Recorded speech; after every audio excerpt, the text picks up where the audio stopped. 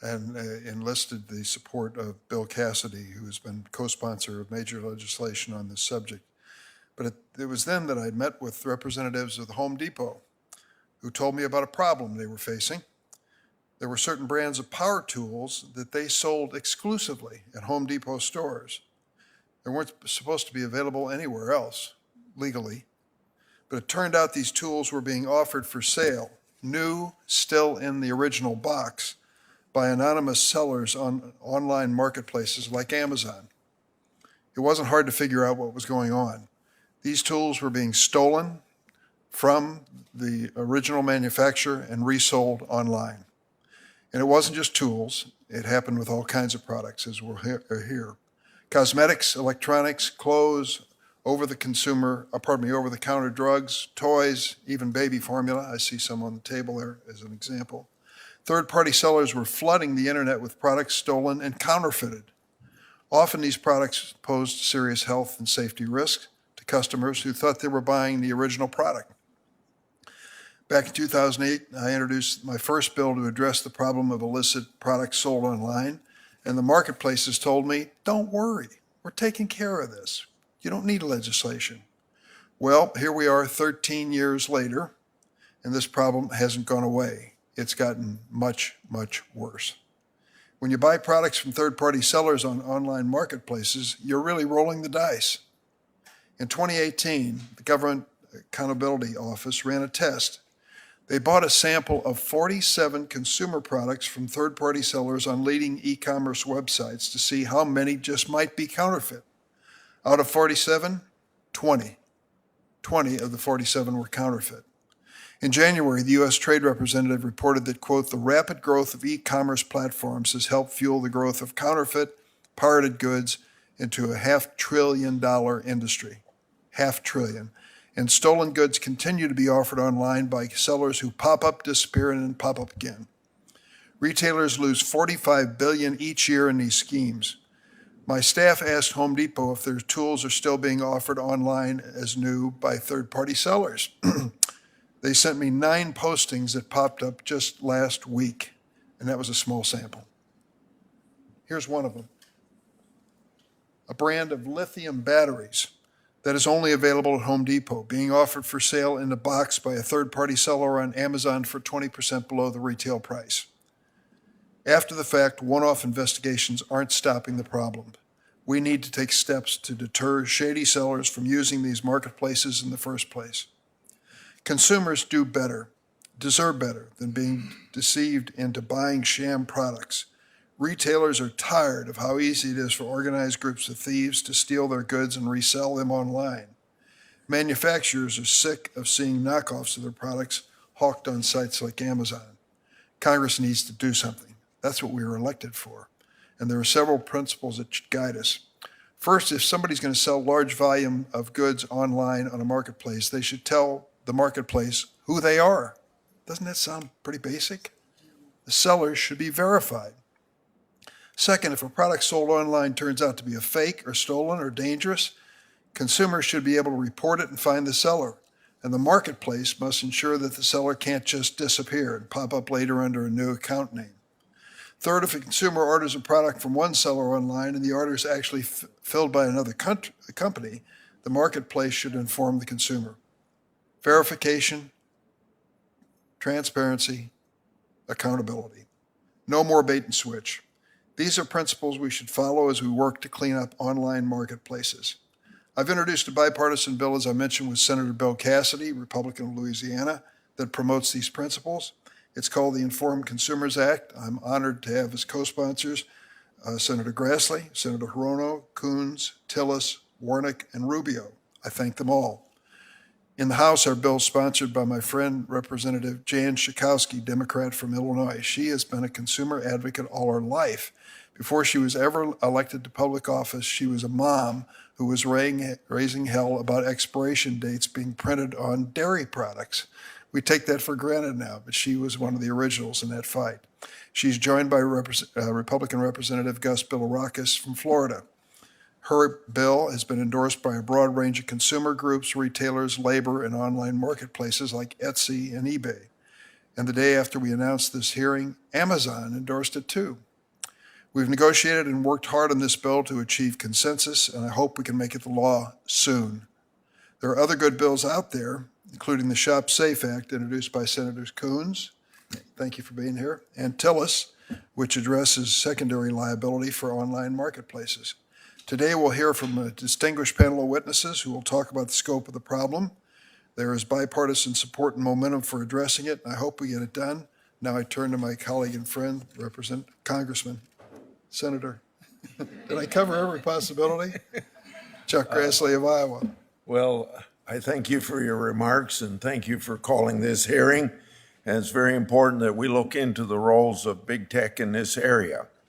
Americans increasingly rely upon the internet to purchase everything from healthcare products and infant formula to iPhone chargers and even automobile parts.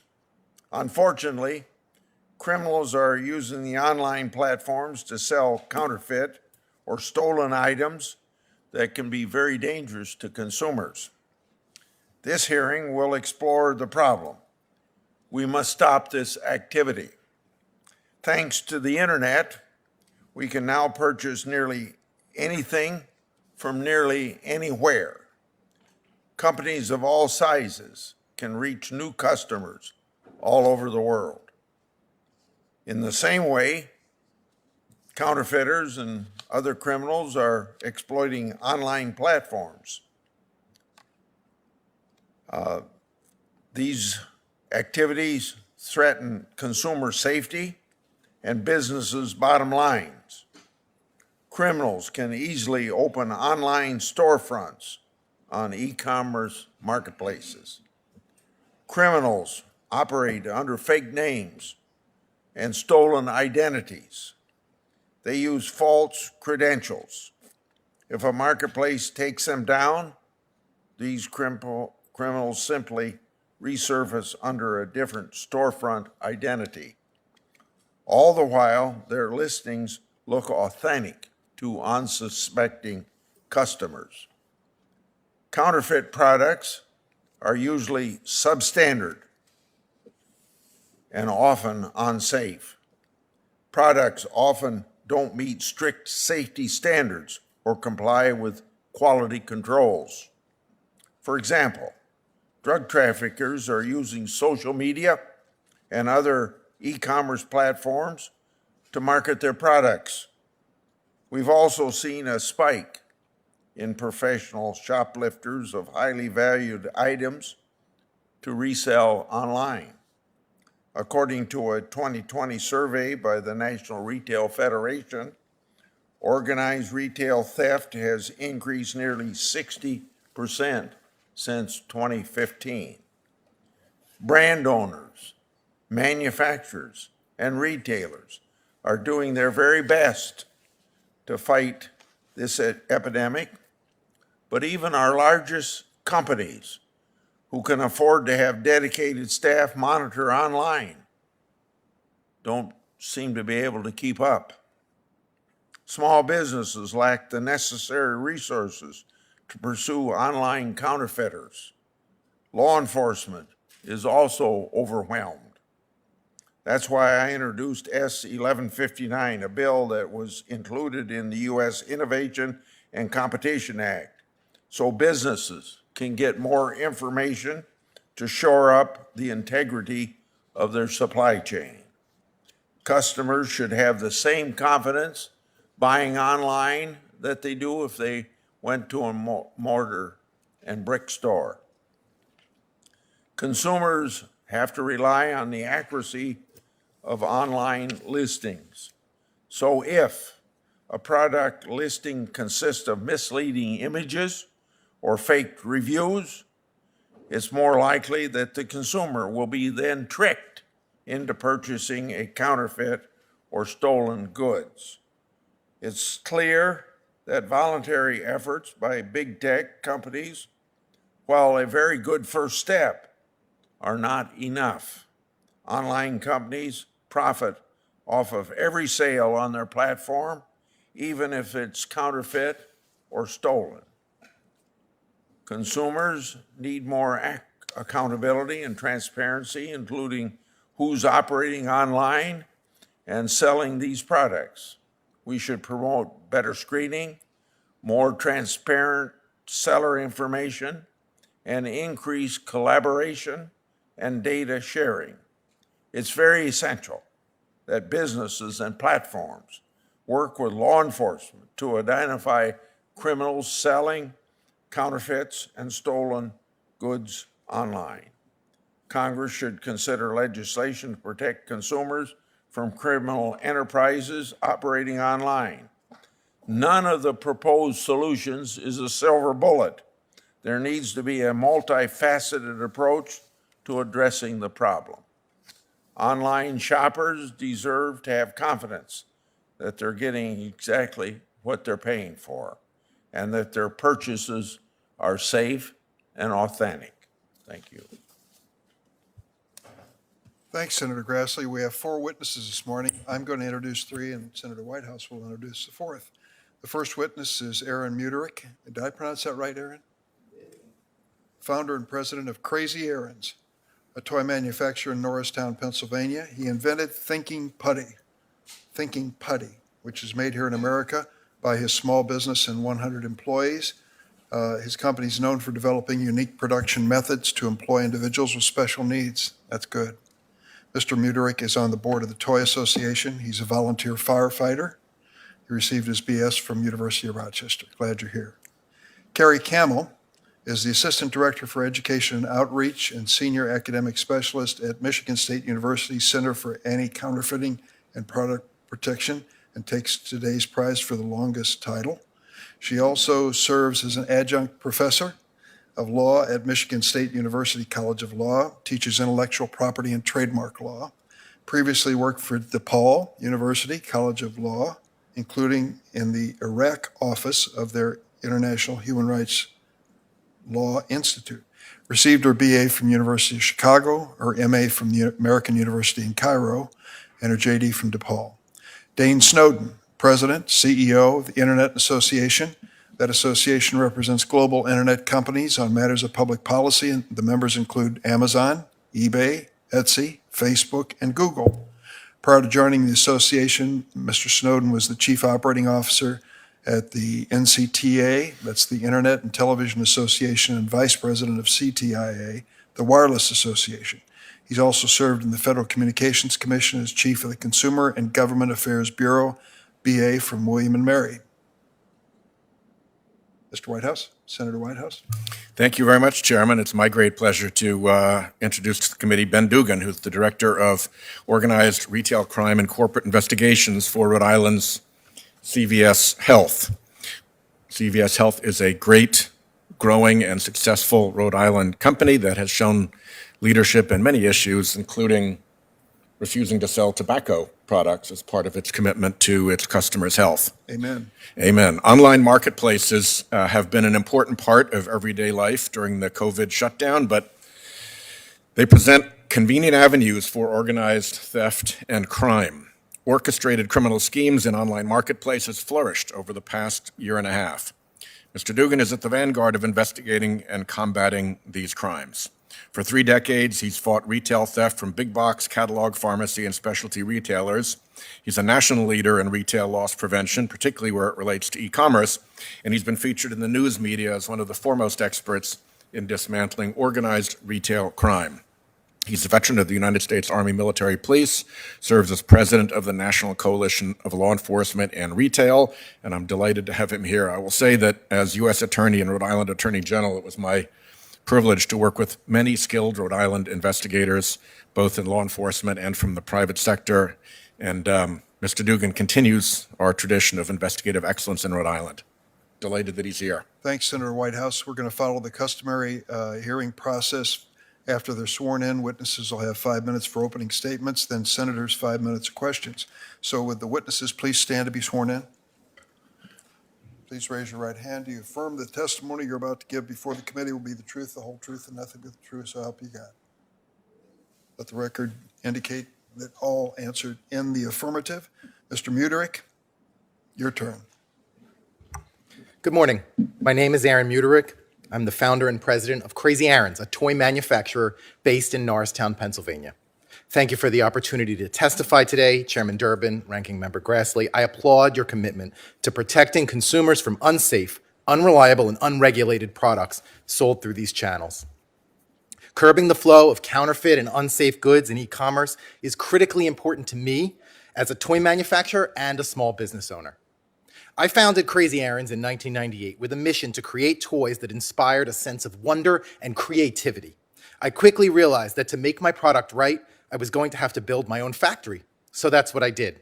And today, our headquarters is part of the revitalization of Norristown, where Thinking Putty is proudly made in the United States. We employ over 100 people, and for over 18 years, with the support of our customers, we have provided meaningful daily work to hundreds of additional individuals with disabilities in the Philadelphia area. While my business has seen successes since the days of experimenting in my parents' basement, it has come with unanticipated challenges. As our Thinking Putty became more popular, I discovered a tidal wave of infringing products being sold online through third-party sellers. We have spent significant time and resources policing these one by one. I have submitted to this committee a list of hundreds of third-party sellers, many based outside the United States, across numerous marketplaces, who we identify as infringing our marks. Today, I appreciate the opportunity to share three serious concerns. First, the enormous resources required from a small business to endlessly police these marketplaces for bad actors. Second, that due to many of these bad actors being outside the jurisdiction of the United States, our recourse to protect our intellectual property and reclaim damages is severely limited and, in many cases, non-existent. Third, and most importantly, these bad actors often sell unsafe goods which do not meet the stringent federal safety standards required of legitimate producers. These violations range from labeling requirements, illegal levels of regulated chemicals, and mechanical hazards which cause acute physical harm. Consumers visit online marketplaces assuming that the products they see meet safety standards. So I created the world's first magnetic putty.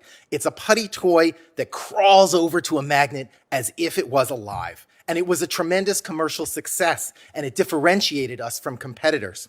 We invested significant R&D into making it a reality and in making it a safe product. As counterfeiters, infringers, and knockoffs flooded the marketplace, magnetic putty sales began to decline. I scrambled to dedicate resources to beating back infringers, but became increasingly concerned that almost every one of the competing products did not comply with mandatory federal safety standards.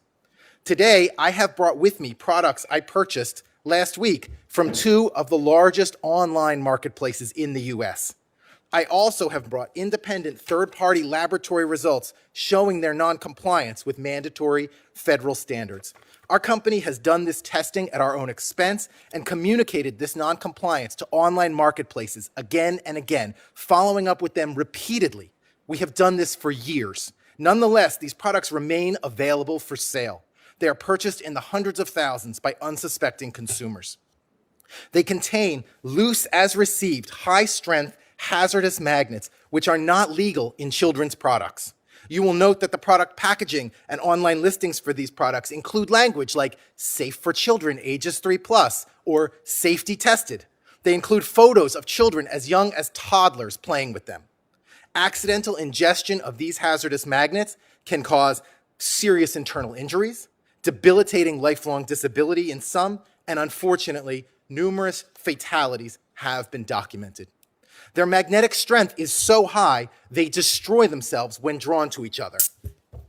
You can see in the video and photo I have provided that when these magnets collide, they not only shatter into razor-sharp shards, but due to the nature of their materials, they will spark and have the capacity to start a fire. If my words, demonstration, or laboratory results aren't enough, you need only look at the consumer reviews of these products, which are publicly available in the marketplaces themselves. An example, quote, "The magnet broke apart while I was showing this off to a friend. He was pulling them apart, sliced open his finger. I do not recommend this to anyone." Thank you for the opportunity to share the story of one product amongst a sea of millions available in online marketplaces. I appreciate your efforts to secure consumers from counterfeit and unsafe goods, and I look forward to answering your questions. And we appreciate your testimony and the fact that your business philosophy is embracing people with disabilities. Thank you. For doing that. Professor Dr. Camel, you're next. Chair Durbin, Ranking Member Grassley, and members of the committee, thank you for inviting me to speak today. My remarks draw on my research on online trademark counterfeiting, as well as my work with brand protection industry professionals. At the ACAP Center, I focus on research, education, and outreach around trademark counterfeiting and brand protection with my colleagues.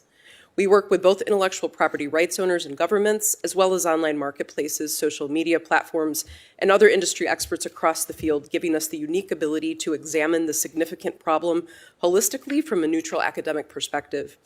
Today, I'll give an overview of online counterfeit sales by third-party sellers and the current state of the law and make two recommendations. One, I support the Inform Consumers and Shop Safe bills. And two, I recommend continued and expanded data sharing and research on the trade in counterfeit goods and anti-counterfeiting responses. I'd like to start by painting a picture of what is occurring with trademark counterfeiting on online marketplaces in the current state of the law. The sale of counterfeit goods online impacts national economies, companies of all sizes, including small and medium-sized enterprises, and consumers, and has exploded in the past decade and even more so since COVID-19. The financial impact of the sale of counterfeit goods is staggering, estimated at roughly over $460 billion worth of global sales in 2019. Counterfeiters find success by using another company or brand owner's trademark on a product or package without authorization to sell a fake and usually substandard or even dangerous good. They also take advantage of the opportunity online marketplaces provide to reach often unsuspecting consumers who cannot examine the goods before purchase. Consumers struggle to be able to report suspected counterfeit or cannot find a third-party seller for service of process if they're injured or killed. Online marketplaces have varying levels of proactive and reactive efforts. In order for a counterfeit to be sold to a consumer on an e-commerce platform, there must be a meeting in time and space of the consumer, the counterfeiter's posting, and the e-commerce platform. The most effective way to disrupt this is to remove one of these factors from the situation proactively before they ever reach that meeting in time and space on the platform. In the brick and mortar space, the current state of the law requires service providers such as flea markets or malls to take steps to disrupt the sale of counterfeits and consumers. However, in the e-commerce space, we don't find the same parallel currently in the law. The current state of the law rests primarily on the 2010 Second Circuit case of Tiffany versus eBay, which notes that an e-commerce platform only needs to act if they have specific knowledge of a counterfeit posting from a brand known as the contemporary knowledge requirement. There is no proactive requirement for the prevention of counterfeit postings or monitoring of their own platforms for counterfeit, even though they have the most control over the platforms that they've created. Thus, an imbalance has evolved where brand owners attempt to take down counterfeit postings, but cannot get at the root of the issue. Tied into this is a lack of transparency about third-party sellers, details on vetting, takedown, repeat sellers, or any education, awareness, or reporting mechanisms for consumers. While Informed Consumers and Shop Safe reflect the growing urgency on this topic and take different approaches, they both seek to require e-commerce platforms to proactively take measures to vet third-party sellers from selling counterfeits and provide multiple avenues for tackling this complex issue. In my opinion, both pieces of legislation are essential to balance the obligation of brand owners and e-commerce platforms in the space due to the shift from brick and mortar environments to the current online e-commerce space that the law did not foresee, and importantly, to provide consumers with more education, protection, and avenues in which to report suspected counterfeit goods. I also recommend continued and expanded data sharing and research on the trade in counterfeit goods and anti-counterfeiting responses. Thank you again for the opportunity to participate in this hearing on this very important issue, and I look forward to answering your questions. Thank you, Dr. Camel. Mr. Snowden is next. Chairman Durbin, Ranking Member Grassley, and members of the committee. On behalf of the Internet Association and the Internet industry, thank you for the opportunity to appear before the committee today to discuss the ways that online platforms are partners in the fight against illegal and counterfeit goods, retail theft, and protecting consumers from bad actors online. IA represents over 40 of the world's leading Internet companies on public policy. Our mission is to foster innovation, promote economic growth, and empower people through the free and open Internet. Online marketplaces and platforms are the virtual main streets that enable us to purchase the things we want and need. Not all marketplaces are the same. Different items, different sellers, different audiences. In households across America, we use online marketplaces and platforms to get our groceries for the week, sell our children's old clothes that they grow out of too fast, and find handmade goods and crafts to decorate our homes, all with a click or swipe on a screen. As we continue to live through the COVID-19 global pandemic, online marketplaces and platforms have helped Americans by delivering the essential goods and products that consumers need to maintain their daily lives and keep our economy going. While the vast majority of online sellers and goods sold online are legitimate, the internet industry recognizes that online systems have created new challenges for brand owners, rights holders, retailers, and consumers. However, counterfeiting, retail theft, and organized crime are not new problems, nor were they created by online platforms and marketplaces. It will take all of us, law enforcement, big box retail, brands and rights holders, state AGs, and online marketplaces to work together to combat the illegal activity by organized crime. Online marketplaces have made this a priority and work every day to stop organized crime and counterfeiters. We recognize the responsibility and the important role we play in the ecosystem in stopping this activity. And we continue to innovate and cooperate to ensure our marketplaces are safe and trusted by the consumers and sellers who use our stores. We are on the right path to addressing these issues. It is important to stress, internet companies do not permit illegal or counterfeit goods on their platforms. They have invested hundreds of millions of dollars in tools and deployed thousands of team members to implement clear policies. When they find something that violates their terms of service, they take it down, or in other cases, never allow it up. Online platforms and marketplaces vet sellers up front through the direct and indirect means. They use advanced tools like image detection and machine learning, as well as reports from brand owners, rights holders, and consumers continue monitoring for any issues. The partnership with brand owners and rights holders are critical because they are in the best position to identify counterfeit goods. The investments the internet industry made in tools, teams, and partnerships is finding success. Last year, Amazon enrolled more than 500,000 brands in its free reporting tool. Those brands reported a 99% reduction in suspected infringements, and less than 0.01% of products sold on Amazon last year received a counterfeit complaint from a customer. eBay works with 40,000 individual right holders to identify intellectual property infringement, and Etsy's investments in trust and safety teams have led to a 58% increase in intellectual property-related takedowns. Beyond these proactive efforts, we support the chairman and committee's goals of further minimizing the availability of counterfeit and other illegal goods online. Internet Association encourages the committee to consider two aspects when taking legislative action that impact sellers, consumers, and online marketplaces and platforms. First, a national framework that clearly preempts a patchwork of states or local laws would ensure that Americans continue to receive a consistent internet experience nationwide. While states have an important law enforcement role to play in protecting consumers and stopping retail theft, federal law should be the sole source of regulation for internet companies that operate across state lines. Second, any information collection and disclosure requirements should be careful not to impose unnecessary burdens or barriers on small businesses. Many online sellers are very small, homegrown operations. Information collection and disclosure requirements should consider their challenges by establishing reasonable thresholds and timelines and protecting their privacy. For these reasons, we recognize the changes made in the Senate version of the Informed Consumers Act, and we are encouraged by the version that was recently introduced in the House. The House bill sets national expectations about the type of information online platforms or marketplaces should collect about high-volume sellers and disclose to consumers. We recognize while recognizing burdens and risks to small businesses. The internet industry are partners in the fight to protect consumers and rights holders from the threats posed by fake goods and bad actors. We hope that today's hearing will further discussion about clear, reasonable requirements within the national framework that can enable online platforms and marketplaces to continue providing convenient and safe opportunities to connect sellers and consumers. Thank you, and I look forward to your questions. Thank you very much, Mr. Dugan. Good morning, Chairman Durbin, Ranking Member Grossley, and members of the committee. My name is Ben Dugan, and I'm the Director of Organized Retail Crime and Corporate Investigations for CVS Health. I also serve as the President of CLEAR. It's the Coalition of Law Enforcement and Retail. dedicated to reducing organized retail theft nationwide.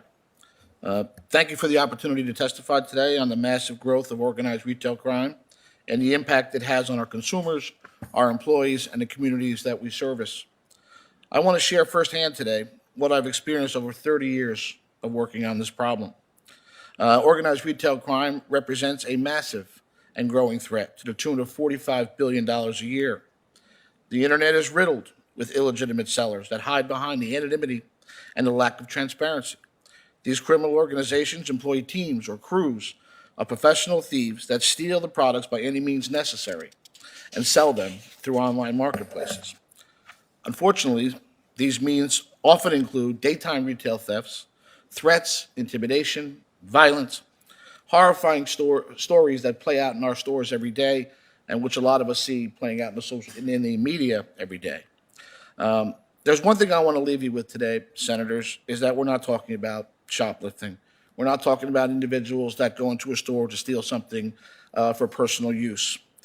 These crimes are connected to organized crime and carefully planned and controlled by large-scale criminal enterprises with serious economic and human implications.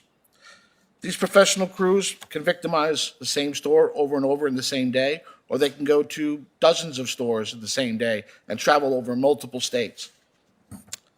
This is all part of this national retail theft epidemic that we're in, and it's being all controlled by organized crime. It's fueled by an increase in demand and facilitated by an unregulated online marketplaces. But perhaps the most disturbing is the direct physical harm these retail crime organizations cause retail employees every day. Very recently, a CVS manager was assaulted and remains in serious condition. These incidents are not uncommon. Reported violent events at CVS have doubled in the last year. To give it some scale, Senators, there's an organized retail crime event reported from a CVS store every 3 minutes. And 2/3 of those involve a threat of violence, actual violence, or a weapon. But there are far less obvious dangers to this crime, including infant formula. It's a favorite target of these criminal organizations. And in the investigations that I've worked, these criminals blatantly disregard all of the safety protocols for these products. They ignore or manipulate the expiration dates, and they're not storing it at proper temperatures. It compromises the product integrity and is endangering the health of an infant. Just last week, I received some disturbing photographs of a surveillance that my team had conducted where it showed criminals retrieving stolen baby formula from the basement of an abandoned home, cleaning it up, and then sending it off to repackaging it to appear as new for an online seller to sell to an unsuspecting consumer. These products go from the hands of criminals to the hands of families. Our investigations involve illicit wholesale operations that recruit hundreds of professional thieves who steal up to $1 million in product per month just from CVS. Criminal organizations closely coordinate the movements of these crews. They provide specific instructions on what items and quantities to target and purposely direct them to stores in urban and suburban neighborhoods in virtually every state. These stolen products are repackaged, distributed to the largest online marketplace sellers, and then eventually onto unsuspecting customers. We're talking about dozens of professional thieves traveling to multiple states, hitting to 20 to 30 retail stores per day, and stealing tens of thousands of dollars per store. CVS Health has resolved over $75 million in organized retail cases so far this year. But the current law doesn't provide us or law enforcement with the tools we need to hold these people accountable. These criminal organizations are growing more sophisticated, more entrenched, and the harm they do to consumers and businesses is only becoming more severe. We work closely with law enforcement to address this, in addition to try to educate our consumers. But we are running out of tools, well, like Senator Grassley said in his opening statement, to keep up. We need urgent action from this Congress. The Informed Consumers Act, championed by the leadership of this committee and several of its members, will make a meaningful difference for us. This bill will help protect consumers, it will aid law enforcement, and it will prevent crime. Making it harder for criminals to easily dispose of stolen goods through online marketplaces is the most significant step that we can take to curtail retail theft and reduce the real harm the organized retail crime represents to our employees and our customers. So Chairman Durbin, Ranking Member Grassley, I appreciate your leadership on this issue and the entire committee's commitment to combating organized retail crime. Thank you again for this opportunity today, and I welcome your questions. Thanks, Mr. Dugan. Mr. Muderick, you had a CNN interview a couple of years ago, and you said that one of your employees was spending 15 to 20 hours a week submitting forms asking Amazon and other e-commerce sites to remove products with your company's trademarks. Is that still going on? What has happened is the producers of these goods have realized that infringing our marks is more difficult for them. So they have changed to not infringe our marks, but it doesn't change the fact that they do not comply with safety standards and flood the marketplace at severely discounted prices. So the problem remains, we just no longer have standing to go to the marketplace through these brand owner protection mechanisms and say, please take this down. So they aren't using your trademarks or identification. It's dropped off significantly because we were so aggressive.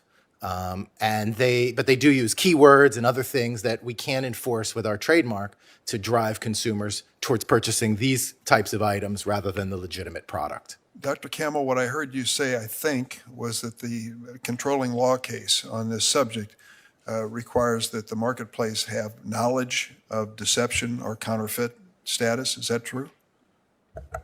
That is correct. So they need to be notified, often by the brand owner, which is the notice and takedown procedure, that there's a counterfeit posting before they're required by the law to take it down.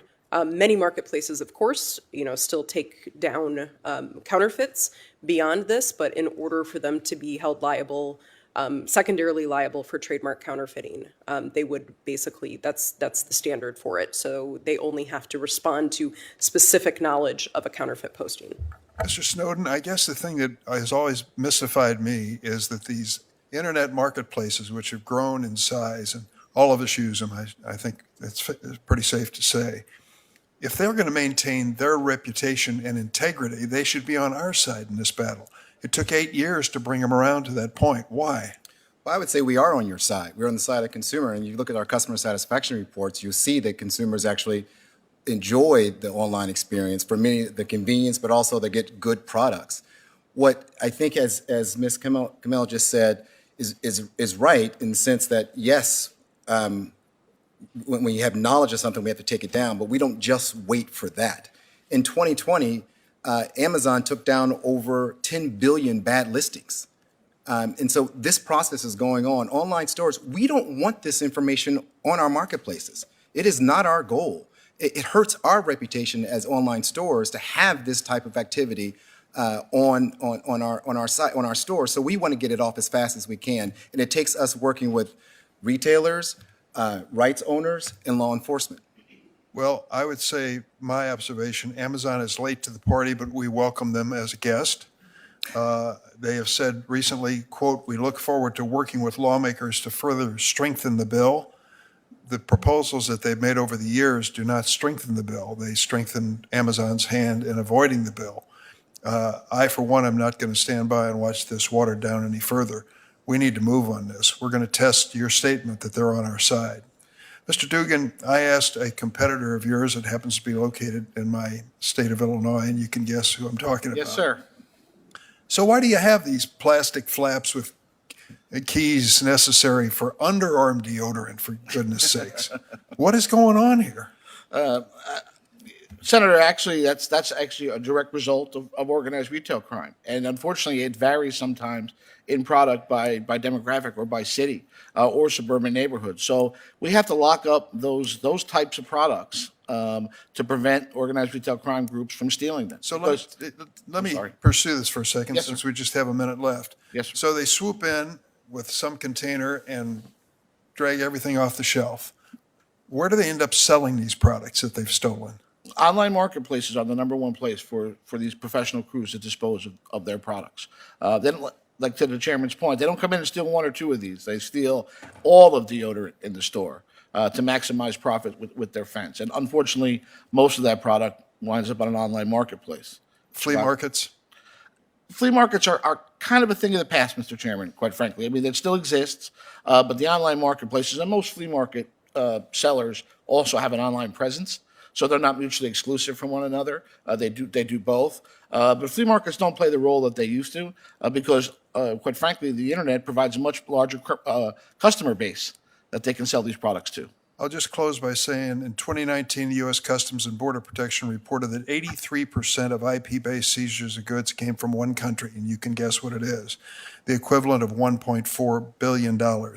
So we have retail theft at home being translated into the fencing of stolen goods and these internet marketplaces. And then we have the foreign suppliers of counterfeit goods, such as Mr. Muderik has referred to, that is another venue. There may be more, but those are the two that have been identified so far. Senator Grassley. Yeah. To each of you, if you support legislation, what tools would you like to see in those legislation? What tools do you need? Thank you. A more formal process to identify product we know is unsafe or does not meet safety standards and communicate that to the marketplaces versus only having intellectual property protection as the channel to communicate to that marketplace. That would be a tool that would be very useful. Mr. Campbell? From my perspective, transparency is very important. So we have a lot of statistics about takedowns and sellers, but not necessarily how many of those sellers had sold counterfeit prior to the takedown procedure, or what is happening on the back end beyond those initial statistics. So at least from my perspective, the ability to use some of that data for research to study the problem further. I would say information sharing is very important among all parties, is something critical for this particular issue to understand who's doing what. And also reporting requirements for particularly small sellers. Right now, I think in your bill, it's about 2 days, and I think it's important if we have a little longer, like the House bill has 10 days, I would encourage you to consider that as well. I would say transparency, ranking member. Transparency equals accountability. Right? We can hold people accountable. We got to first figure out who they are. So we need that transparency first before any other remedy. Okay. To Mr. Muderik, Snowden, and Dugan, what collaborations or voluntary initiatives across or within stakeholder groups have you participated in? Have these been successful efforts? And are some marketplaces more cooperative than others? As a member of the Toy Association, we work with our members, many of whom are manufacturers. Some retailers and online marketplaces are also members and have come to the table to have conversations. I have seen progress over the probably 8-year period that I've been involved in that conversation, specifically around, again, intellectual property protection, but have not seen progress at the table regarding these unsafe products or products that don't meet safety standards. Mr. Snowden? I think what we're seeing right now with attorneys general across the country, we have Utah, Illinois, Arizona, California. The AGs are setting up organized crime task force, which brings in all the parties, brings in retailers, brings in us, brings in rights holders. That's important because they're looking at it in a holistic point of view, which is the way we need to go and tackle this issue. This is organized crime. The key thing about them, they're organized. So we have to make sure we get organized on our side as well, and that takes all of us. Mr. Dugan? Yes, sir. Unfortunately, there hasn't been a lot of progress in that regard. There are some online marketplaces that do cooperate. eBay is a great example of a great partner on the investigative side. I will tell you that none of the online marketplaces currently have the transparency to the level we're looking for to actually prevent crime. And the Attorney General's task forces that are being stood up that we're working very closely with that talk about increased penalties, tougher penalties. They talk about resources they want to add. They all say the same thing, right? The thing we need to make this work is transparency from the online marketplaces, which right now we don't have. What do each of you believe has been the most successful strategy to counter illegal activity? Start with you, Mr. Muderik.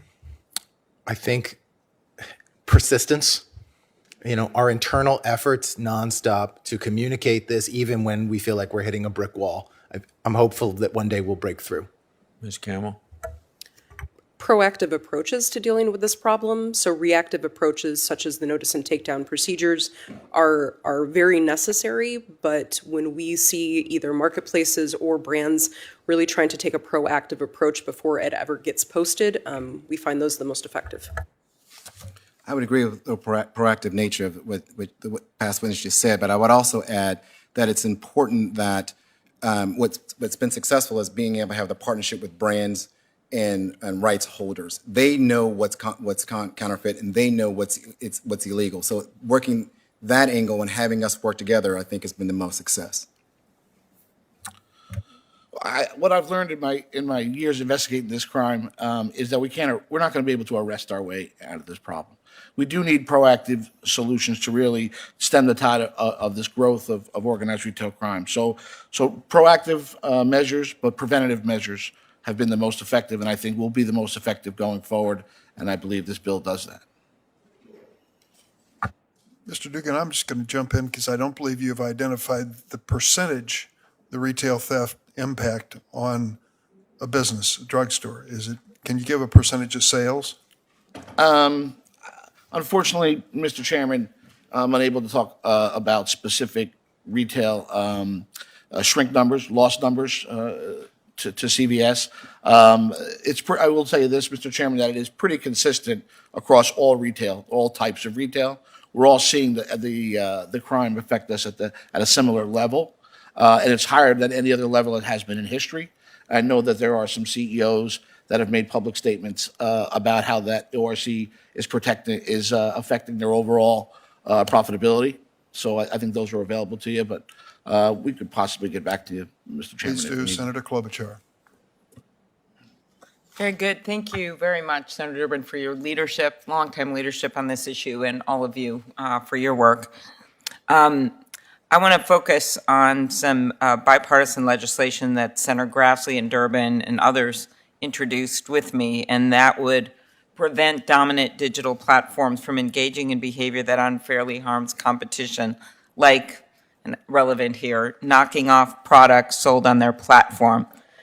Recent reports in places like the Wall Street Journal have documented how Amazon has created knockoff products based on the data that they get from innocent companies that are selling on their platform. And of course, it's the big platform in town, and then engages in self-preferencing of their own brands above other brands. Mr. Snowden, do you support legislation in making it illegal to use special access to online seller data to create copycat versions of popular products? Senator, this is an issue that I have members on both sides. So IA has traditionally not taken a stance on the competition issues, and I don't plan to make news today. Okay, I just wondered. I knew that, but I thought I'd ask. And I have a expect lot of people on a lot of sides here, but just to be clear, I get this, but at some point, this Congress has to take a side. And do you want to add anything, Mr. Dugan? No, I'm sorry, Senator, but this is the first I've heard of that, and I was kind of You were fascinated. nodding your head, so I thought you Well, agreed with I was learning something, Senator. You were teaching me something, so okay. I find it amazing. But thank you. Okay, well, it's true. Mr. Murderick. Thank you. A few months ago, I was sent a link to a new product on Amazon, an Amazon Basics version of our product. And I was obviously concerned. Then I looked a little deeper, and I saw that not only was it a knockoff of our product, but it violated a number of our trademarks. So someone did not do their homework. And we were able to quickly get it taken down through the Amazon brand registry, which speaks to some of the progress they've made, but I think it speaks also to an underlying problem that you have brought up here. Very, very good, and I appreciate that. And I think we're seeing so much more of it than, you just happen to be on this panel. We've had people who have experienced this, as we know from the reporting, and I think there's just a lot of it. And my view is that we've got to update our laws, which is part of the work that Senator Durbin, Senator Grassley have been doing. I'm also, of course, concerned about safety when consumers buy products online. Just last week in the Commerce Committee, I questioned SNAP about the heart-wrenching stories of young people in Minnesota who died after taking drugs that were purchased on SNAP. In one case, they didn't know that it was laced with fentanyl. Mr. Dugan, what are some of the harm consumers can experience when they unknowingly purchase unsafe goods online? Thank you for that question, Senator. There's a lot of harms. I will say that there's virtually no product integrity online, so I would caution buying sensitive products online unless you know that they're safe.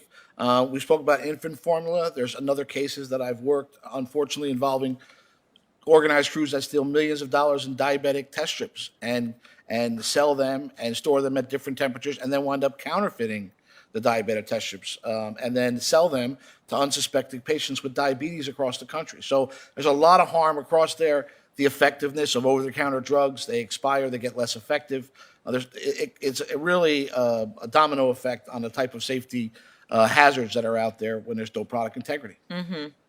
And of course, the fentanyl example is an example of drugs that shouldn't be sold at all on a platform.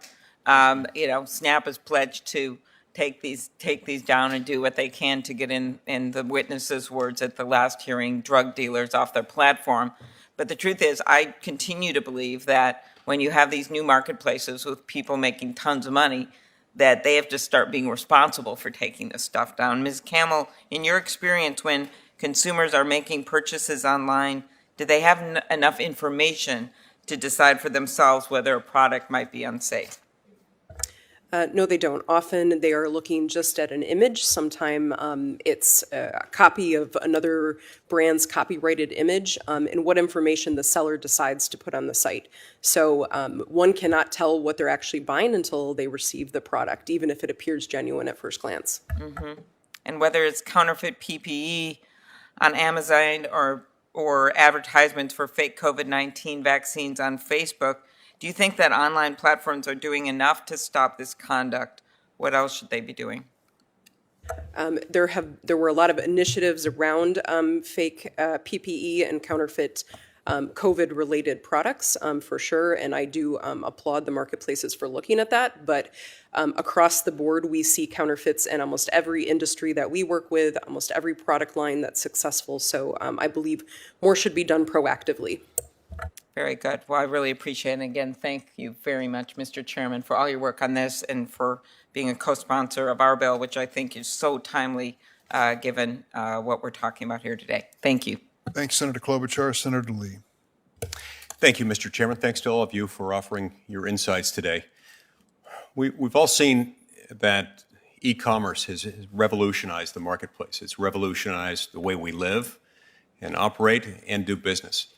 And it's given a lot of people opportunities that they wouldn't otherwise have.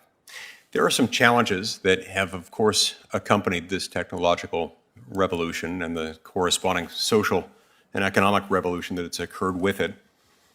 As we seek to make the world a better place and the online experience to be better, we've got to be careful because anytime we enact laws, those laws can have consequences. We want to make sure that any laws we enact and codify don't make things worse or don't create one problem while purporting to solve another.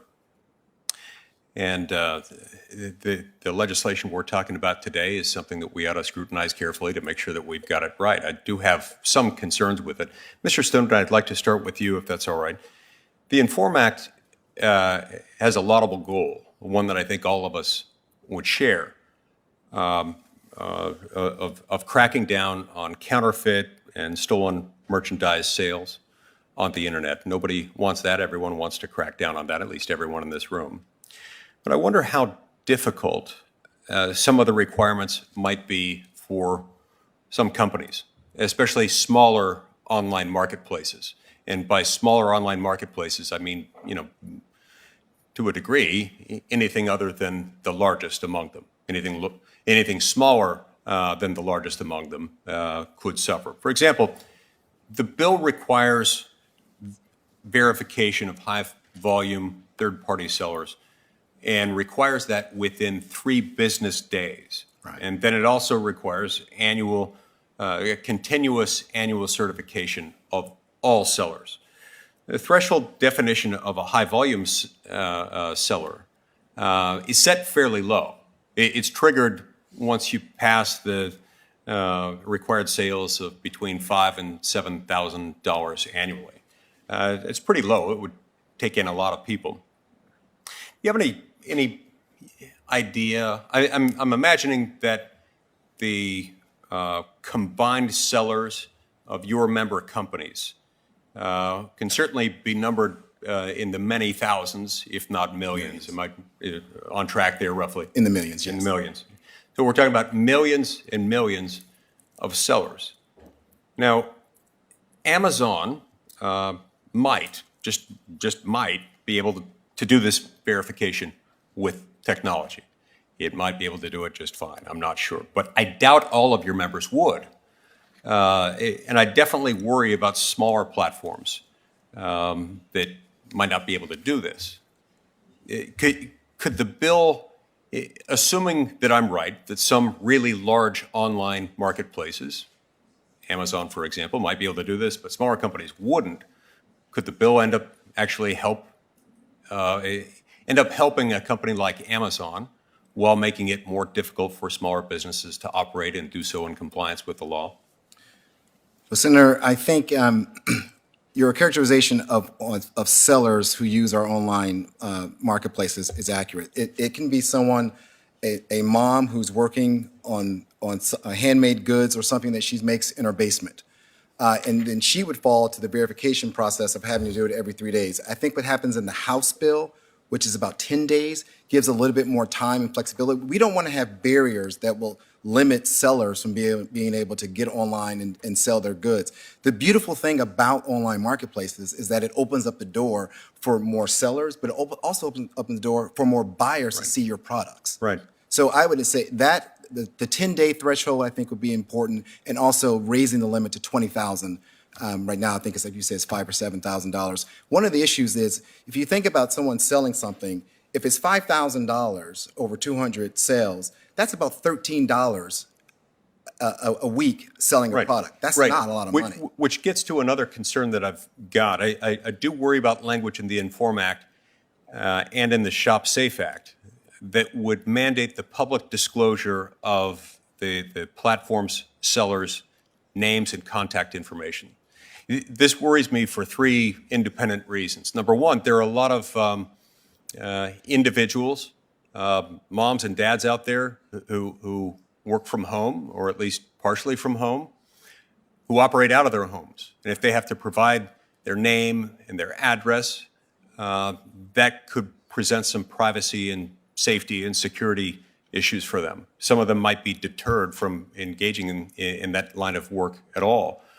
Number two, it could end up stifling competition by giving larger companies the ability to poach sellers, the sellers who have been affiliated with their smaller competitors. And number three, the sheer regulatory burden associated with this could itself create a natural barrier on entry, a natural restriction on entry, making it harder generally for smaller competitors to compete. Am I right to be concerned about those three things? I think you are. The one concern I would applaud the chairman and members of the committee who have worked with us and others, particularly in the House side as well as the Senate side, to allow consumers or sellers to be able to report their business information versus their personal information, because that is definitely a barrier. If I'm a single mom creating products out of my basement, I don't want everyone to know where my home address is. So I would definitely say that we need to keep going down that path. Okay. Thank you very much. Thank you, Mr. Chairman. Senator Coons? Thank you, Chairman Durbin, Ranking Member Grassley, for holding this important hearing. The Ranking Member and I have been co-chairs of the Trademark Caucus for a long time and have held a number of caucus meetings and hearings over the last decade about the risk that counterfeit goods provide or pose to American consumers. This testimony today is riveting and challenging. It reminds us that as the marketplace for the purchase of goods online has grown and grown, and particularly strongly during the pandemic, that the number of stolen and counterfeit goods that are now being stolen and fenced or produced and sold to American consumers has taken off dramatically. We've heard about unsafe goods, whether they're cell phone batteries or bike helmets or spoiled baby formula or counterfeit drugs that have harmed Americans. They also ruin the trust built between brand owners and consumers, as Crazy Aaron, not so crazy Aaron, pretty wise and capable Aaron has demonstrated to us today. I think we need to take stronger steps to address the online sale of these goods before they reach consumers' hands.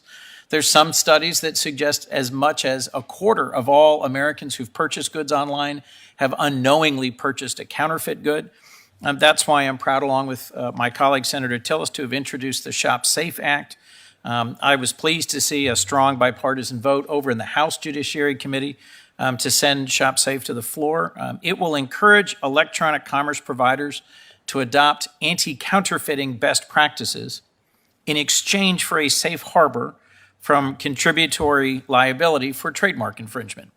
That bill will increase transparency, keep counterfeit goods with a health and safety impact out of consumer hands, and I think promote the health and safety of our country and continue to accelerate the growth of these innovative sales platforms. There's also an urgent need to provide transparency to consumers. That's why I'm also proud to support the Informed Consumers Act. As Mr. Dugan made clear, there's a great need for greater transparency. So I think Shop Safe and Inform complement each other to significantly increase transparency and accountability. And I urge my colleagues to support both of these important bills. Let me turn to some quick questions if I could. Mr. Muderich, my daughter's a satisfied customer, really loves putty and slime and so forth, and had commented on just how inventive your products are. But I'm struck by your descriptions about how hard it has been to enforce your trademark and how much time you've had to dedicate to it. Could you just briefly give us a little more detail? How many other competitors, how many other small business owners like you have had to dedicate enormous amount of resources to the whack-a-mole game of notice and takedown, notice and takedown, notice and takedown with online platforms? So we go to trade shows, at least pre-pandemic, and so us owners sit around and we talk, and the toy industry in particular is a sort of started my life with something else, invented something, and landed here. And imitation is the finest form of flattery, and I think many of us are very, very flattered. I think if we have a successful product, you are going to see these outright knockoffs, counterfeiters, coming into the marketplace. And you described how magnetic putty that has much lower safety standards poses a real threat to children and infants in particular. What would it mean to you and other small business owners if platforms took more proactive steps to combat counterfeit good sales?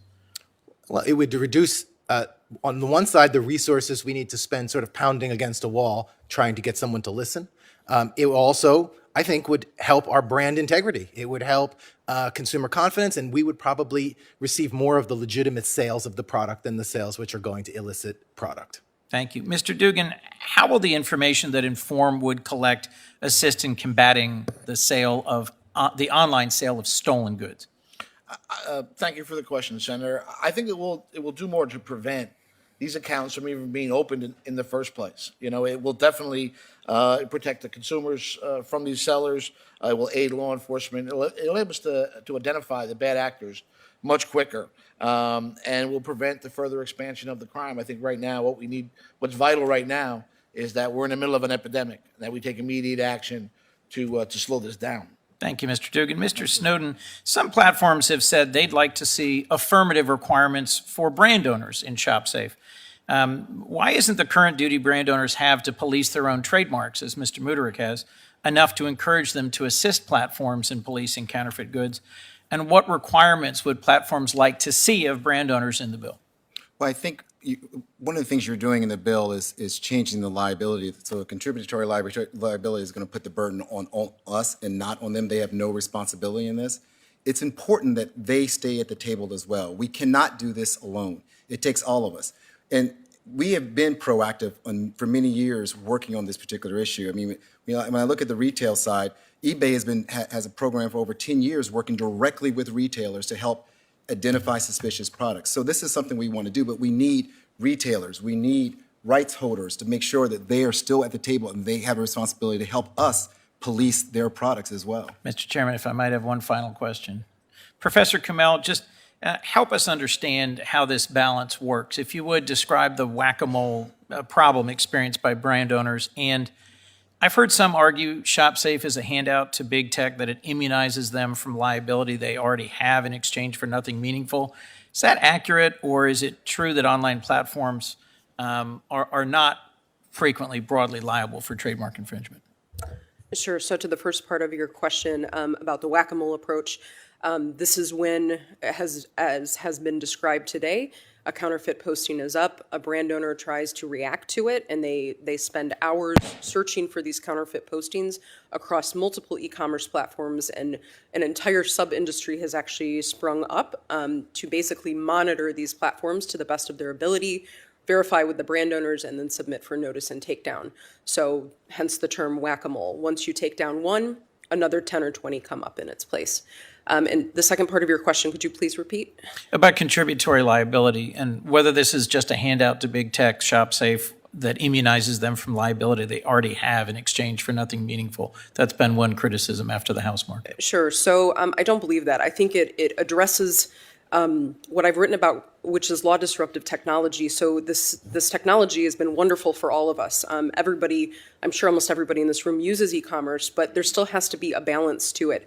And we're sort of reaching that tipping point where we've seen all of these strict products liability cases being brought because people who are being injured cannot find the seller of the goods. So to flip that back to the secondary liability, it creates this space where e-commerce platforms do have to proactively do something to prevent the postings from ever coming up.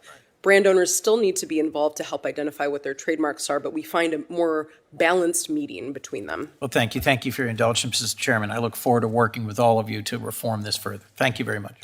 Thanks, Senator Coons. On the floor, we've started the first of three roll calls. I'm going to go make the first one, and Senator Blumenthal is going to preside after I recognize Senator Blackburn. Thank you, Mr. Chairman. Ms. Kamel, I want to come to you, if I may. Section 230. I know that some online sellers have used Section 230 as a shield to prevent them from liability, and I come from Tennessee.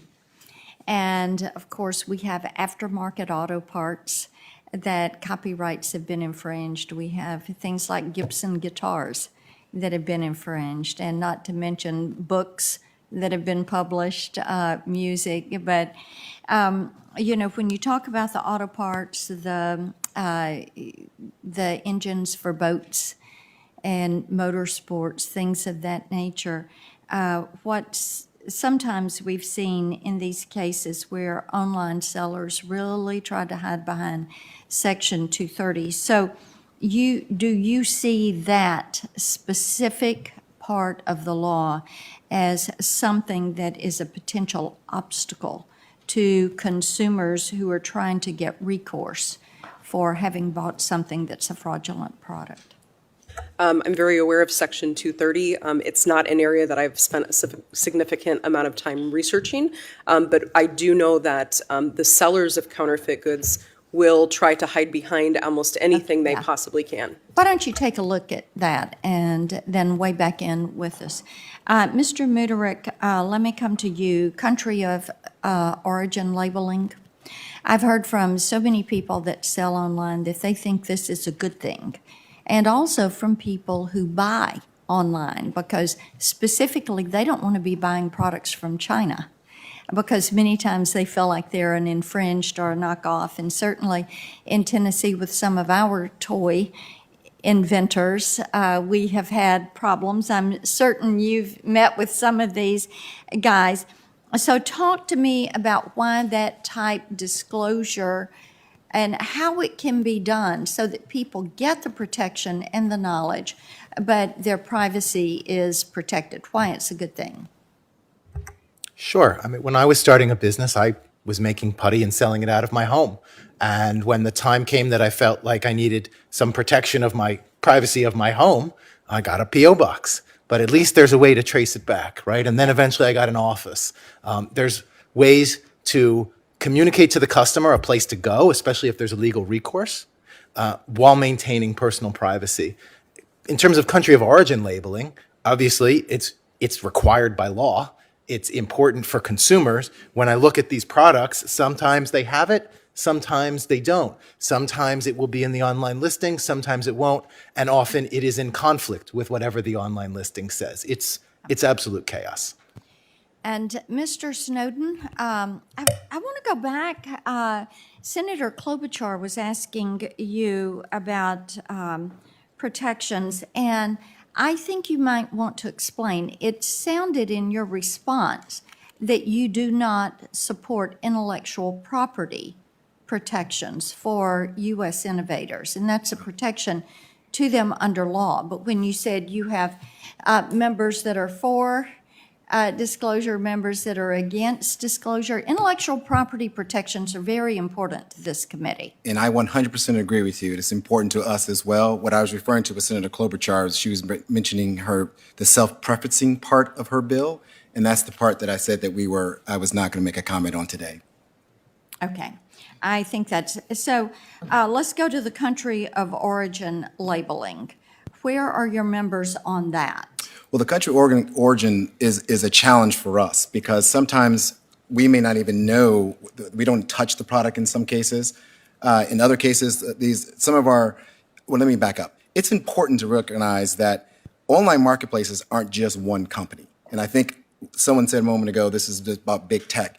There are small tech online stores as well. And so when we try to track country of origin, a lot of that is tied up with trade agreements. It's also enforced by Border Patrol. But do you think that everyone in the online marketplace has a responsibility to know what they're selling and what they're bringing to the marketplace? What they're selling, Would you yes. agree with that? What they're selling, yes, but the country of origin is Okay, very Mr. different. Dugan, you want to weigh in on that? This is a 50-state problem, Senator. We have a lot of, plenty of homegrown thieves and organized retail crime organizations to deal with. Transnational organized retail crime is part of this, but not a major factor as far as we can see right now. Okay. My time has expired. Ms. Kamel, I'm going to come back to you for a written answer on your comments on law disruptive technology. I think that that would be helpful as we look at how we're going to move forward on this issue and protect U.S. innovators and protect a healthy, productive online place that consumers can feel and be certain that they know they're not getting fraudulent, counterfeited products. Thank you. Thanks, Senator Blackburn. I will preside while Senator Durbin is voting and recognize myself. To all the witnesses, thank you for being here today. As the chair of the Commerce Subcommittee on Consumer Protection, I've been focused on the role of the Consumer Product Safety Commission and our consumer product safety laws, particularly in the struggle to get online marketplaces to take seriously their responsibility to recall dangerous items. We have a procedure now to protect people, recall dangerous products, but all too often the online marketplaces feel they have no responsibility to inform consumers or to in any way participate in recalls.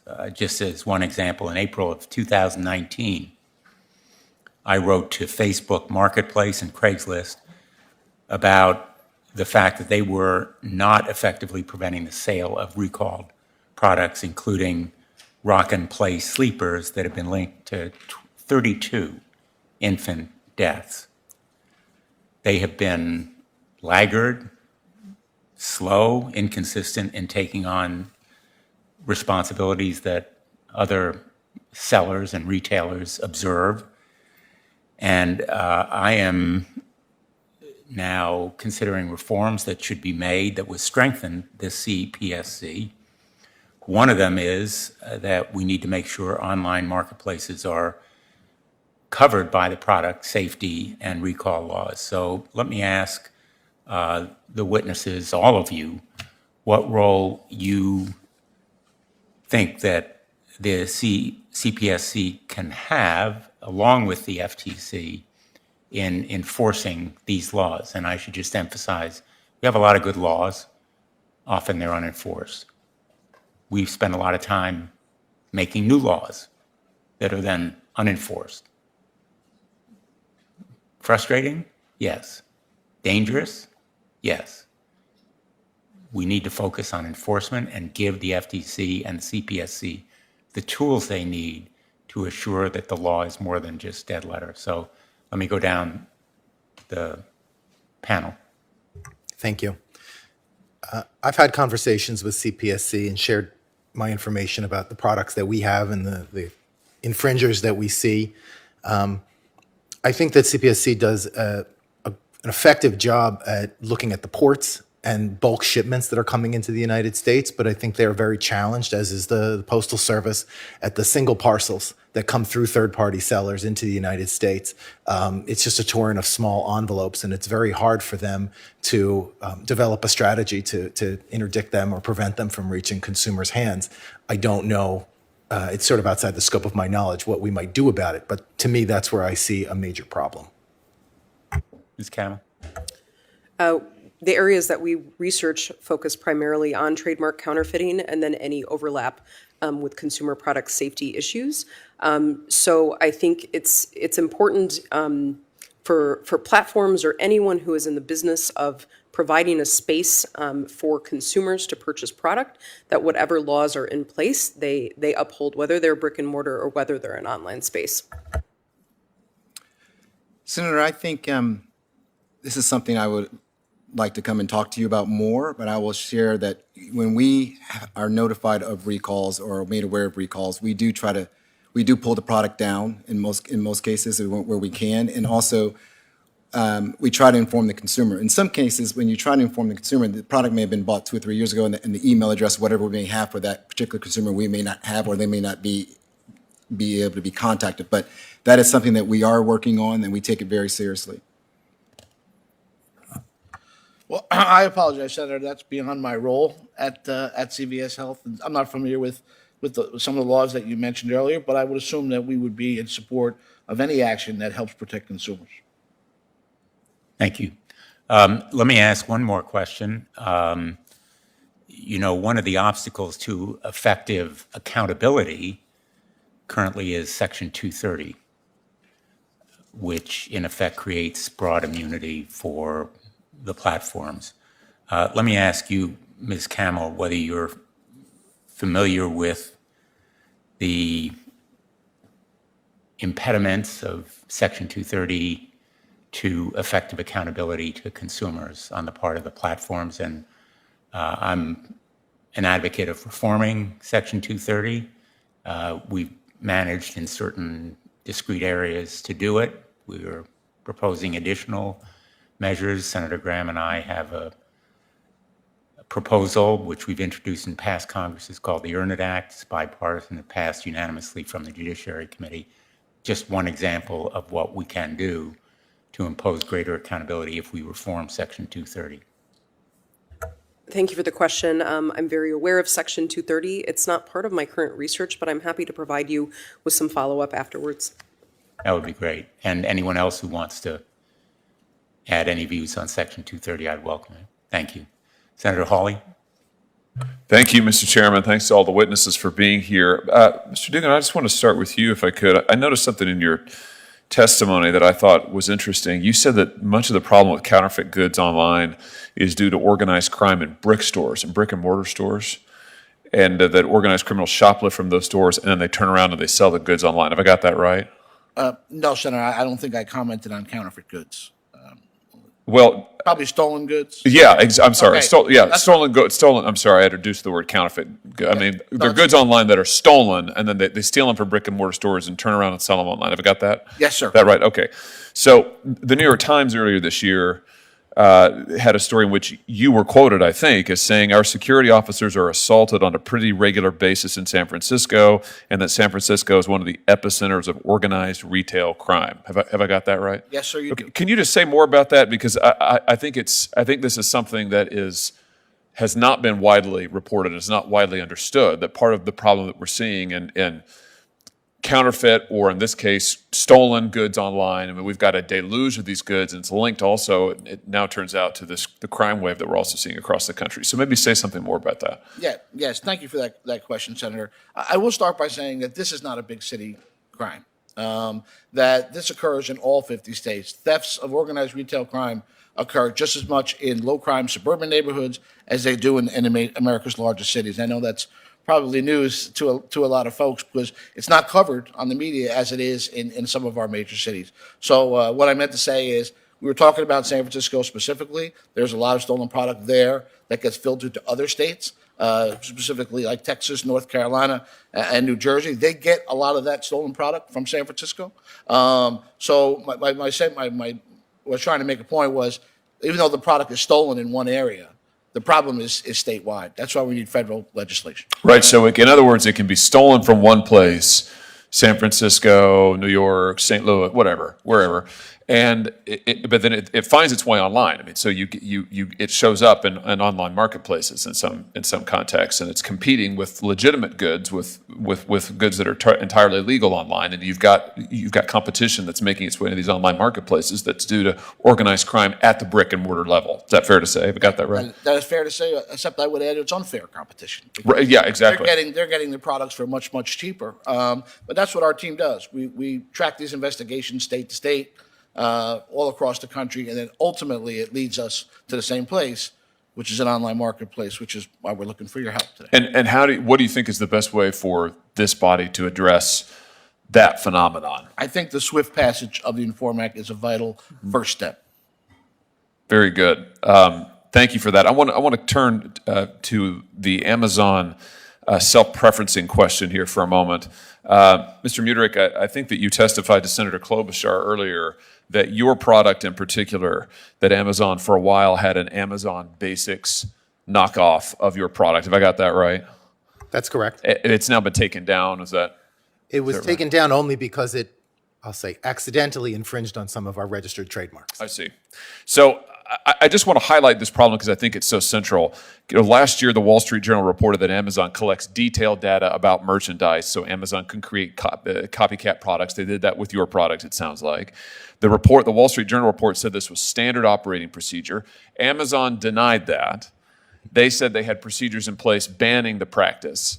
Now, has that been your experience, Mr. Mutrick? I do not have any insight into how Amazon makes their decisions, but I was aware that the 4-pack that they created, or 6-pack that they created, bore a striking resemblance to another unique item that we had on Amazon. Well, it doesn't seem that you're the only one. Employees in the same report said that the procedures that Amazon referenced weren't enforced. And in fact, Amazon encouraged employees to break those procedures. And then last month, Reuters reported that Amazon's own internal documents reveal it's still doing the same thing. The markup has reported evidence that Amazon is systematically rigging its search engine to return results for its copycat products over producers like you, Mr. Mutrick. And I just want to drive home the point that we can talk all day about the problems of counterfeit goods, and those are significant, but that's not going to make a huge dent, I don't think, unless we do something about the self-preferencing on these platforms. I've introduced legislation that would prohibit this self-preferencing. I've joined legislation by Senator Klobuchar and Senator Grassley that heads in the same direction, and I just want to underline that I think that is absolutely vital that we tackle this issue. Last thing, Mr. Mutrick, in my few remaining seconds here, Senator Blackburn was asking about some of the country of origin issues, and I want to just highlight this.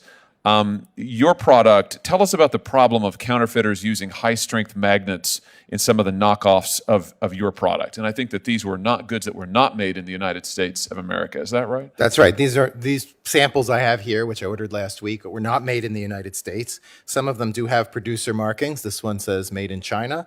This one says nothing at all.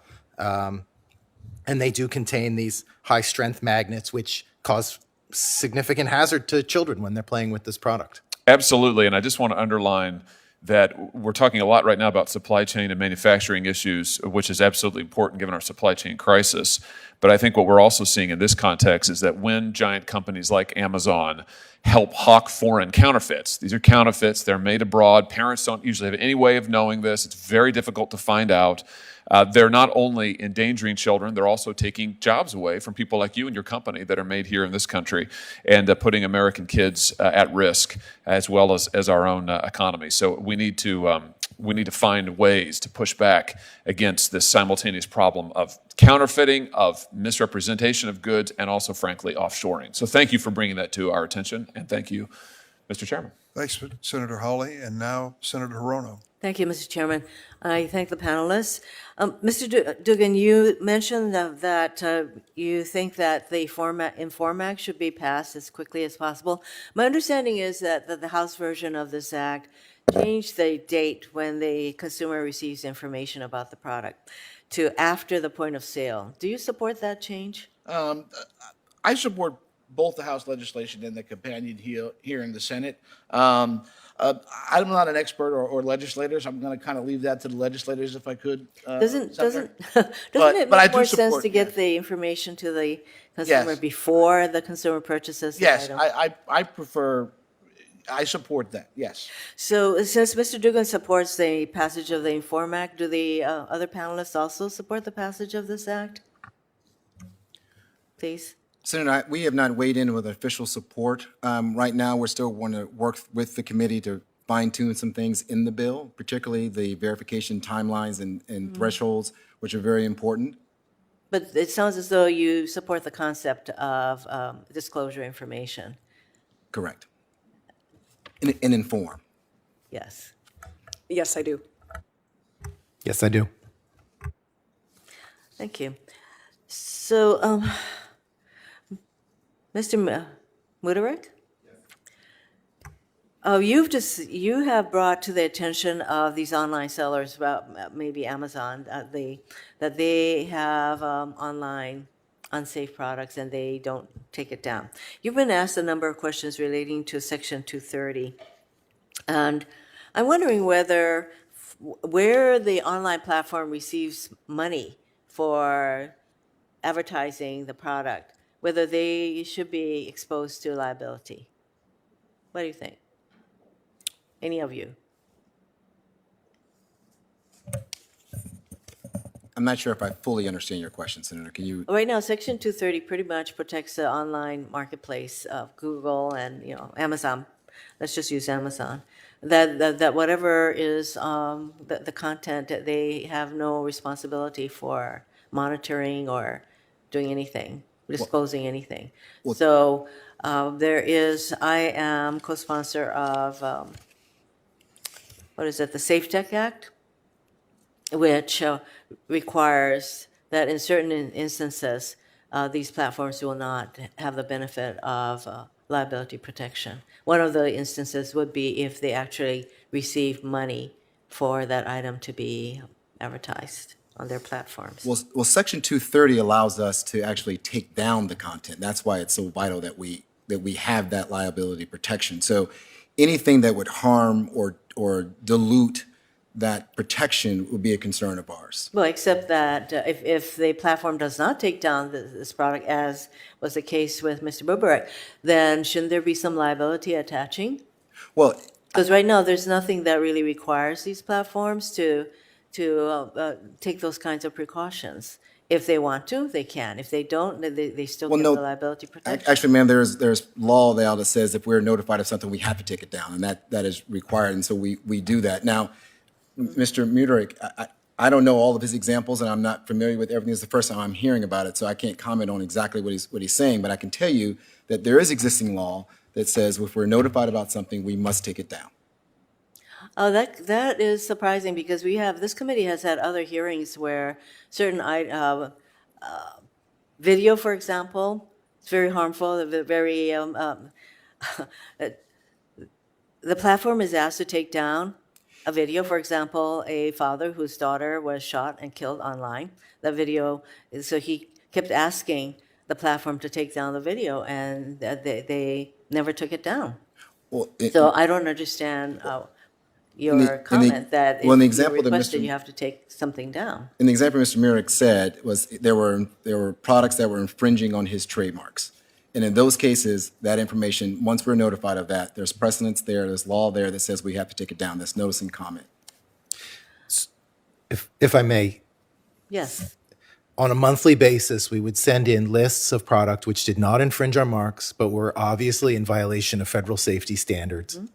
And on a monthly basis, we would follow up with the same list of not only the same products, but even in many cases, the same exact listing that had not been taken down. So I am among the members of this committee who are looking at the Section 230 immunity provisions to make some changes. I realize that every time we do that, I mean, there might be unintended consequences. So the bill that I mentioned, Safe Tech Act, seeks to really define those instances when that immunity is not available. And so I'm going to continue to pursue it. I would ask the panelists to take a look at the Safe Tech Act. Thank you, Mr. Chairman. Thank you, Senator Hirono. Senator Cruz. Thank you, Mr. Chairman. Mr. Dugan, Sorry, I don't understand your... over the last several years, we've seen repeated efforts in Democrat-controlled cities and states to effectively decriminalize theft. California, for example, said that any theft under $950 is no longer a felony, and we won't arrest you if you're under that dollar figure. A recent NBC News article stated that both CVS and Walgreens say shoplifting in San Francisco outpaces thefts at their stores across the country. Pretty common sense. If you remove or greatly reduce the penalty for stealing things, theft gets worse. What exactly are the figures for non-employee theft in CVS stores around the country? And in particular, how do the rates of theft differ in jurisdictions with so-called progressive prosecutors who decline to prosecute shoplifting versus jurisdictions where law enforcement is enforcing laws against theft? Well, thank you for that question, Senator. Unfortunately, I'm not going to be able to disclose CVS financial information about losses. But if you allow me to comment, this is not a big city problem, right? Decriminalization is contributing to the problem. You're right, sir. Is there more theft in San Francisco than elsewhere? No, sir. There's not. Not relative to the amount of stores and market share that we have. It's higher.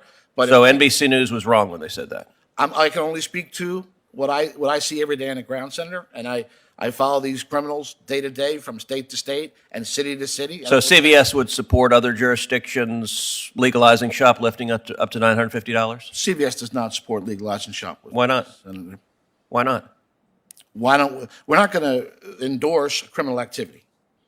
But you're saying it has no effect. I never said it had no effect. You said there's not worse shoplifting in San Francisco. I find that highly dubious. No effect, Senator. Does it have an effect or not? Yes, of course it does. What's the effect? The effect is shoplifting is completely different than organized retail crime. If you're talking about shoplifting, that's a whole different dynamic than organized retail crime. And so my question is, what's the effect? You guys have the data. I'm sure I understand your question, Senator. Is there an effect? Do we take losses to shoplifting? Yes, like every other retailer. And are they greater in jurisdictions that effectively legalize it? No, they're not. So then why would you oppose every jurisdiction legalizing shoplifting? Your questions are not, your answer is not making any sense, sir. Well, I respectfully disagree. I think it's making perfect sense. What I'm saying, Senator, is this crime goes to all 50 states. It's not a big city problem. Absolutely not. So why would you oppose every jurisdiction legalizing shoplifting? Sir, why would you oppose every jurisdiction legalizing shoplifting? We're not going to. Why are we not going to oppose? Why? Legalizing shoplifting? Yes. No, we're not going to do that, Senator. We're not going to endorse criminal activity. But shoplifting is a different dynamic than organized retail crime. And what I'm here to testify about today is that organized retail crime affects every city, that's really quite remarkable. including the major cities in Texas. That's really quite remarkable. Let me ask a different question, which is you go into great detail about organized criminal organizations, but I want to point to you to something in Ms. Campbell's testimony, where she cites the work of J.P. Kennedy, who's written a lot on the subject of theft. And one scholarly article that Mr. Kennedy wrote, Functional Redundancy in Response to Employee Theft Within Small Businesses, has an interesting paragraph on the second page which is relevant to this discussion. It says, quote, "It has been estimated that employee theft within the United States is 10 times more costly than all forms of traditional street crime, and that it cost victimized businesses in the U.S. economy as much as $400 billion a year. Furthermore, employee theft is estimated to cost victimized businesses significantly more than non-employee theft within the same businesses. In your experience, what is the relative magnitude of employee theft versus non-employee theft for retailers? My scope at CBS, Senator, is to investigate the external part of the theft. I don't have the internal figures necessarily at CBS. I will say overall, as a president of the Coalition of Law Enforcement and Retail, that internal theft is down. I could certainly provide you a report with those figures attached to it, Senator, if you'd like me to. But my Do you scope have at any CBS judgment as to which is bigger, employee theft or non-employee theft? Well, I might be a biased opinion there, Senator, because I'm in the street every day working on organized retail crime. I see the harm that it does every day, why we need this federal legislation. So I see it. Sir, with all respect, I'd like you to answer my question. Do you have any judgment as to which is bigger, employee theft or non-employee theft? And in particular, Mr. Kennedy says employee theft is 10 times larger. No, I would disagree with that assessment. Do you have any judgment as to which is bigger, employee theft or non-employee theft? Most recently, over the spread of this epidemic, I would say non-employee theft. Okay, thank you. You're welcome. I want to thank the witnesses for coming in today and testifying. It was an interesting panel and drew a large part of our membership here on the Senate Judiciary Committee. We have committee jurisdiction issues, which suggests that the Senate Commerce Committee has jurisdiction over this issue. We have jurisdiction over Senator Coons' aspects of it. That's ours to worry about. But the problem is real, and we now have all the major players on board, apparently, to are doing something about it. And I'm going to do my best, though it won't go through this committee, to encourage the Commerce Committee to join with us in this effort. So I thank you for lending your voices to it. It's been 13 years for me since I first saw those Home Depot drills and realized what was going on out there. That's a long time to wait for an answer. Maybe not by Senate standards, but by normal human standards. So thank you for joining us today. And with that, the Senate Judiciary Committee stands adjourned.